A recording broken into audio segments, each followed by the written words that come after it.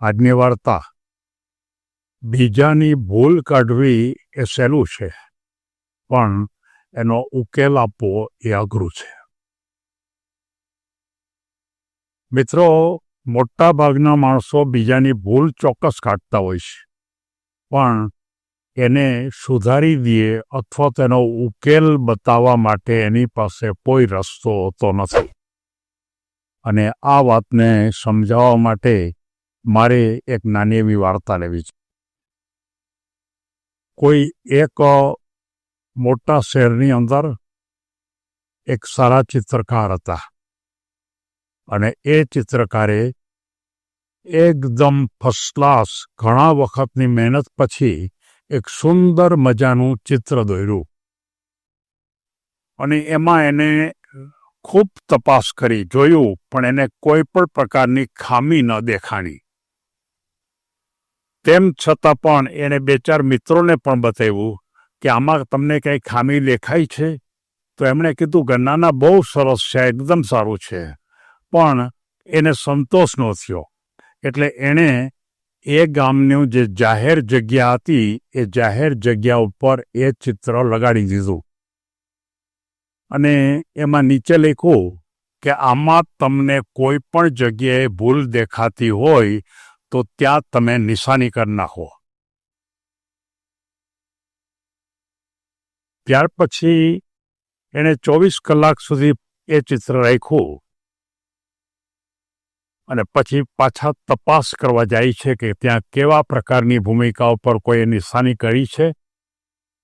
તો ત્યાં જાય છે, ત્યારે જોવે છે તો એ ચિત્ર સાવ એક દેખાતું બંધ થઈ ગયું. એટલી બધી નિશાની ત્યાં પડી હતી.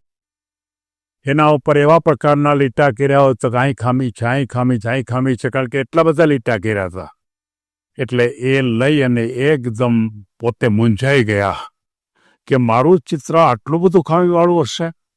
મને ક્યાંય મારી ખામી દેખાણી નહીં, અને મેં ખૂબ મહેનતથી આ ચિત્ર દોર્યું હતું, પણ તેમ છતાં પણ આટલા બધા કે જ્યાં મૂળ ચિત્ર દેખાતું બંધ થઈ ગયું. ત્યારે એણે પોતાના એક ખાસ મિત્ર હતા એને એમ કીધું કે આ રીતે મેં ચિત્ર મૂક્યું, અને એ ચિત્રમાં મેં ખામી બતાવવા માટે બધાને સૂચન કર્યું, તો માત્ર 24 કલાકમાં એની અંદર એટલી બધી ખામી બતાવી કે એ આખું ચિત્ર ઢંકાઈ ગયું. તો ખરેખર આ ચિત્ર મારું નબળું હતું. ત્યારે એ મિત્રે એમ કીધું કે દોસ્ત, હું તને કહું એમ કર. તો છે ને એક જગ્યા ઉપર ફરીવાર એક સારું ચિત્ર દોર, એકદમ સારું. અને એણે ખૂબ સારું ફરીવાર ચિત્ર દોર્યું. અને એ ચિત્ર દોર્યા પછી એણે એમ કીધું કે તું બીજે એક કોરો કાગળ રાખજે બાજુમાં, અને આ ચિત્રને તું જે જગ્યાએ પહેલાં લગાડ્યું તું ત્યાં જ તું લગાડી દે, અને બાજુમાં મોટો કાગળ, એવડો જ કાગળ તું લખજે. અને નીચે એમાં લખજે કે આ ચિત્રમાં જો કોઈ પણ પ્રકારની ખામી દેખાય તો બાજુના કાગળમાં એ સુધારો કરીને મને બતાવવું. નીચે કાગળમાં લખ્યું હતું. પેલા જે ચિત્રકાર હતા એના મનમાં પ્રશ્ન થયો કે ખરેખર તો આ વખતે શું થાય છે જોઈએ. પણ 24 કલાક પછી પાછા એ ચિત્રને જોવા જાય છે તો ત્યાં જે કોરો કાગળ હતો એ એમનેમ કોરો કાગળ હતો. એક પણ જગ્યાએ કોઈ સુધારો બતાવ્યો નહોતો કે સુધારો કરી દે કે અહીંયા તમે જે નાક સરખું કર્યું કે જે કંઈ ચિત્રમાં હોય એ આ રીતે કરવું જોઈએ, એવો કોઈ સુધારો બતાવ્યો નહીં. ત્યારે એના મિત્રને એમ કહે છે કે મને કોરા કાગળ ઉપર કોઈએ સુધારો બતાવ્યો નથી. ત્યારે એનો મિત્ર એમ કહે છે કે મારે તને એ જ વાત કરવી છે કે આ દુનિયામાં જો માત્ર ને માત્ર આપણી ભૂલો કાઢવી હોય તો ભૂલો કાઢનારા સંખ્યા બહુ મોટી છે. તમને આ ખબર નથી ને તમને આ ખબર નથી ને તમે આ જાણતા નથી ને તમારી આ વાત ખોટી છે ને એમ કહેનારા હજારોની સંખ્યામાં છે. પણ એનો ઉકેલ કોઈ બતાવી શકતા નથી, અને ઉકેલ એની પાસે હોતો પણ નથી. અને ઉકેલ ગોતવા માટે એને વાત કરે તો ઉકેલ આપી પણ શકતા નથી.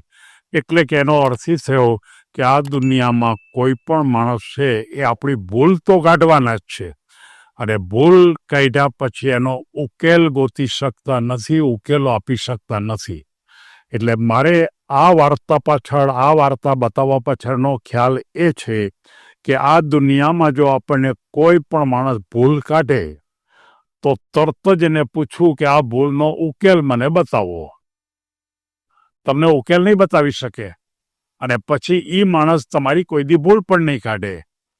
તમારે કોઈ પણ માણસે તમારી ભૂલ બતાવવાનું કહે ત્યારે તમારે તરત જ એક જ જવાબ કહેવાનો કે ભાઈ મારું પોતાનું એ ભૂલ છે, એનો ઉકેલ મારે શું કરવો? તો એનો ઉકેલ આપવાવાળા બહુ ઓછી સંખ્યા દુનિયામાં મળશે, કારણ કે ભૂલ બધાય બતાવે છે. આપણી વાત આ ખોટી છે એમ કહેનારા જ ખૂબ જાજા માણસો છે, પણ સાચી વાત કઈ એ વાત કહી શકતા નથી. એટલે આના ઉપરથી એક બીજો બોધ આપણને એ મળે છે કે કોઈ પણ માણસ કદાચ આપણી ભૂલ બતાવે તો એને આપણે નજરઅંદાજ કરો, એને ગણતરીમાં પણ ન લો. તમે તમારા રસ્તા ઉપર આગળ ચાલતા જાઓ અને એ કોઈ ભૂલ બતાવે એના ઉપરથી તમારા મગજમાં એમ લાગે કે ખરેખર મારી આ ભૂલ છે, તો તમે ચોક્કસ સુધારો કરો. પણ એ જેને ભૂલ બતાવી છે એ તમને કોઈ દિવસ રસ્તો નહીં બતાવી શકે, કારણ કે એની કક્ષા જ નથી. માત્ર એને તો ભૂલ બતાવતા જ આવડે છે. અને આ દુનિયામાં લગભગ ભૂલ બતાવનારની સંખ્યા કદાચ લઈએ તો બહુ મોટી થાય છે, પણ એનો ઉકેલ બતાવનારની સંખ્યા સાવ નાની હોય છે અથવા નહીવત હોય છે. સૌ કોઈ આ વાતને ધ્યાન રાખો અને જીવનમાં ખૂબ ખૂબ આગળ વધો એવી શુભેચ્છા અને શુભાશીષ.